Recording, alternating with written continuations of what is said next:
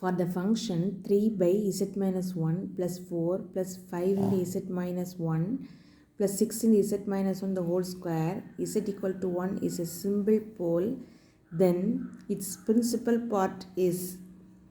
இந்த கணக்கில் வந்து இது எந்த ஃபார்மில் இருக்குன்னா லாரன்ஸ் சீரிஸ் ஃபார்மில் இருக்குது. பார்த்தீங்கன்னா இதில் வந்து பிரின்சிபல் பார்ட்டும் ரெகுலர் பார்ட்டு ரெண்டு பார்ட்டும் இருக்குது. அதாவது நெகட்டிவ் பவர் இருந்தால் அதை நம்ம பிரின்சிபல் பார்ட் சொல்லலாம், ரெகுலர் பார்ட்டுன்னு சொல்லும்போது பாசிட்டிவ் பவர். இப்போ இந்த இதில் பார்த்தீங்கன்னா இது ரெண்டாக பிரிக்கும்போது இங்கே 5 into z minus 1 6 into z minus 1 the whole square இது வந்து பாசிட்டிவ் பார்ட்டு, பவர் வந்து பாசிட்டிவில் இருக்குது.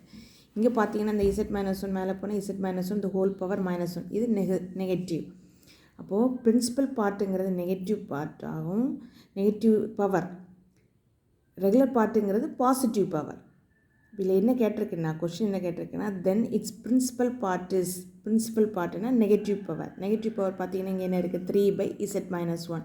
So answer is 3 by z minus 1. Option A is the correct answer. Thank you.